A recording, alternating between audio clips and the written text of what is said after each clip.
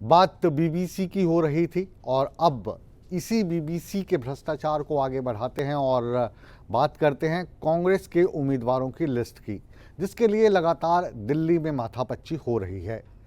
पहले राज्य की तरफ से 2 नाम भेजे गए थे और उन पर चर्चा करनी थी, लेकिन बाद में कहा गया कि 2 नहीं, केवल एक ही नाम आप लेकर आइए और उस पर मोहर लगाने के लिए उसे केंद्रीय चुनाव समिति को भेजा जाएगा।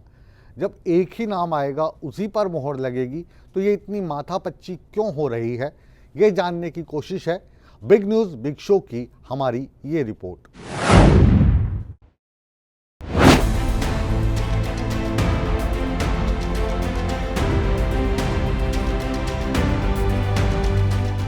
देश में लोकसभा चुनाव के लिए उम्मीदवारों की तलाश जारी है।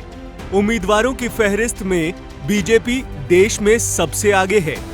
हरियाणा में भी बीजेपी ने सभी 10 सीटों पर उम्मीदवार घोषणा कर बाजी मार ली है, लेकिन कांग्रेस में नामों को लेकर उलझन कई दिनों से थी।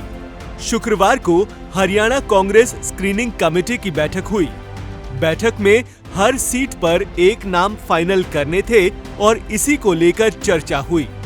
2 दौर की स्क्रीनिंग कमेटी की बैठक में काफी हद तक सहमति बन गई है। लोकसभा चुनाव के लिए सभी नामों पर सहमति बन गई है। ज्यादातर सीटों पर एक नाम फाइनल कर लिए गए हैं। 1 से 2 महिला उम्मीदवार चुनाव मैदान में उतर सकती हैं।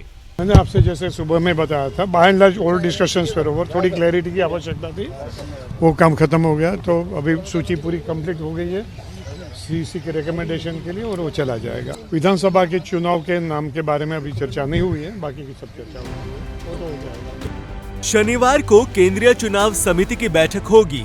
बैठक में नामों पर फाइनल मुहर लगेगी। माना ये जा रहा है कि शनिवार को उम्मीदवारों का ऐलान हो सकता है। मुझको लगता है सभी नाम की सूची एक साथ घोषित हो जाएगी। बड़ी बैलेंस सूची होगी, 36 बिरादरी की सूची होगी, महिला और युवाओं के प्रतिनिधित्व वाली सूची होगी और आप देखेंगे कि आप सब संतुष्ट हो जाएंगे कि कांग्रेस पार्टी जो एक इंक्लूसिवनेस, समाविष्टता से जो चलती है, उसका वो पूरा एक आईना बन कर रहेगा। बैठक के बाद ये भी साफ हो गया है कि पूर्व मुख्यमंत्री भूपेंद्र सिंह हुड्डा इस बार लोकसभा चुनाव नहीं लड़ेंगे। हुड्डा साहब की, भूपेंद्र सिंह हुड्डा साहब के नाम की चर्चा नहीं, वो नहीं लड़ेंगे। He is suppose to lead the party, जो है CLP हैं, उसके परिवार से दीपेंद्र लड़ रहे हैं, वो नहीं लड़े। काबिले गौर है कि पिछली बार केंद्रीय चुनाव समिति के सामने एक सीट पर 2 नाम भेजे गए थे। इसके बाद चुनाव समिति ने स्क्रीनिंग कमेटी से एक सीट पर एक नाम देने को कहा था। अब जब ज्यादातर सीटों पर एक नाम भेजे जा रहे हैं, तो माना जा रहा है कि जल्द ही हरियाणा में कांग्रेस के उम्मीदवारों का ऐलान हो सकता है। दिल्ली से विनय सिंह, सूर्या समाचार।